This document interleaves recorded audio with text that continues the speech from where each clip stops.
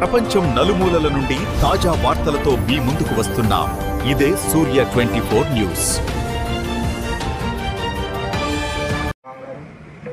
మోహన్ గారు మరి అలాగే మాజీ సోదరులు హర్సాల్ జాంత్రపతి గారు వీళ్ళంతా కూడా ఈ కార్యక్రమంలో పార్టిసిపేట్ చేయడం.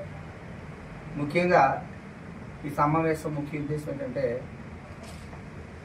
గాడాల్లో దళిత సోదరుడు పాంశ్రీనిపై మరి అగ్ర కులానికి చెందినటువంటి కొంతమంది వ్యక్తులు దాడి చేయడం జరిగింది.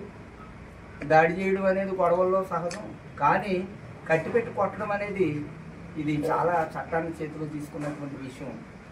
కాబట్టి ఆ దోషుల్ని శిక్షించకుండా మరి వాళ్ళు ఇంతవరకు యాక్షన్ తీసుకోకపోవడంపై మా దళిత పెద్దలందరూ కూడా మరి కోరుకొండలో రేపు ఆదివారం మధ్యాహ్నం 2 గంటలకి దళితుల ఐక్యత వర్ధిల్లాలంటూ ఒక ప్రత్యేకమైనటువంటి సదస్సును ఏర్పాటు చేశారు.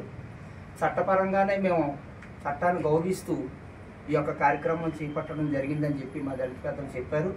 కాబట్టి నలుగురిని ఎవరినో అరెస్ట్ చేసి మిగతా వాళ్ళని వాళ్ళకు పలుకుబడి ఉంది అని చెప్పి పక్కన పెట్టడం సమంజసం కాదు.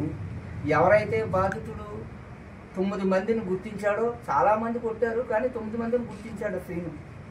మరి ఆ 9 మందిని కూడా అరెస్ట్ చేయకపోవడం అనేది మా దళిత జాతి అంతా కూడా బాధపడుతుంది మానసికంగా.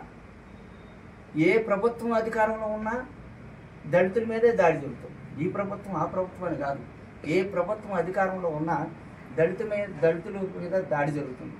ఈ దాడిని ఖండిస్తూ మేము సమాజ నిర్మాణంలో అన్ని రంగాల్లోనూ కూడా గౌరవంగా బ్రతుకుతున్నటువంటి వ్యక్తులను కట్టిపెట్టి కొట్టేటటువంటి సంస్కృతి మంచిది కాదు, మంచి పద్ధతి కాదు అని చెప్పి రేపు ప్రభుత్వానికి అధికారుల దృష్టికి తీసుకురావడానికి పెద్ద ఎత్తున ఈ యొక్క దళిత మహాసభ ఏర్పాటు చేయడం జరిగింది. కాబట్టి ఈ కార్యక్రమానికి మండలంలో ఉన్నటువంటి ప్రతి దళిత కుటుంబం కూడా తరలి వచ్చినట్లయితే మన దళితుల యొక్క ఐక్యతని మనం నిరూపించుకున్నట్టు ఉంటుంది.